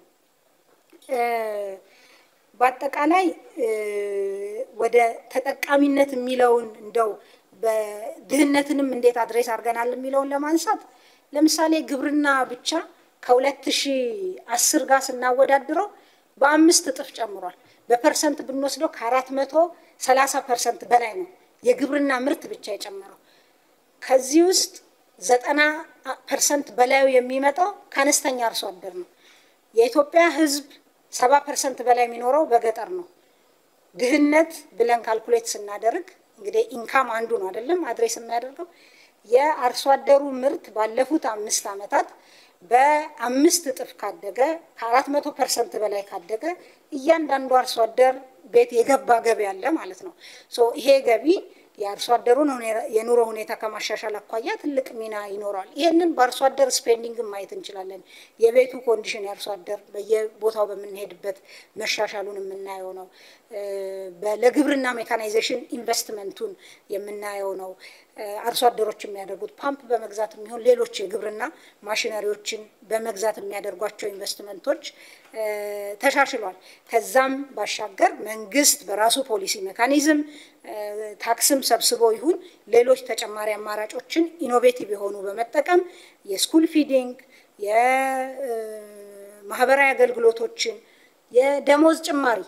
የደሞዝ ጭማሪ አንዳንዱ ደሞዝ ጭማሪ የወርልድ ባንክ ፖቨርቲ ላይን ያለውን የሚያክል የደሞዝ ጭማሪ በእያንዳንዱ ሰው በቀን ሲሰላ ማለት ነው ማድረግ የቻለ መንግስት ነው። አንዴ ብቻ ሳይሆን ሁለቴ የአቅመ ደካማ ቤቶች የማደስ የገጠር ኮሪደር የከተማ ኮሪደር ትሩፋቶች የዜጎችን ህይወት ከማሻሻል አኳያ ትልቅ ሚና አላቸው ማለት ነው። ስለዚህ ኢኮኖሚ እድገት ብቻ ሳይሆን ጥራት ያለው ኢኮኖሚ እድገት ስለሆነ ተጠቃሚነትን ከማሳካት አኳያ ትልቅ ሚና ያላቸው ስራዎች ተሰርተዋል። የሉዓላዊነት ምሰሶዎች ለእድገት የሚያስፈልጉ ስትራቴጂክ ምርቶችን በሀገር ውስጥ ማምረት መጀመራችን ወይም ለመጀመር ወደ ግንባታ መግባታችን እና ማዳበሪያ እና ነዳጅ ጋዝን የመሳሰሉ ኢነርጂ ሰብአዊ ድጋፍን በራስ አቅም ቀጠናዊ ትስስር ጠንካራ ቀጠናዊ ትስስርና ተጽዕኖ ፈጣሪነታችን እንደዚሁ በእጅጉ የኢትዮጵያን ወደሚቀጥለው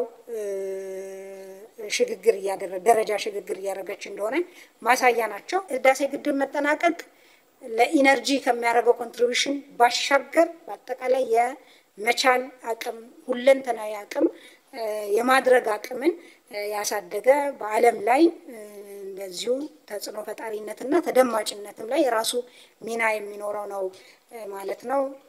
አመሰግናለሁ።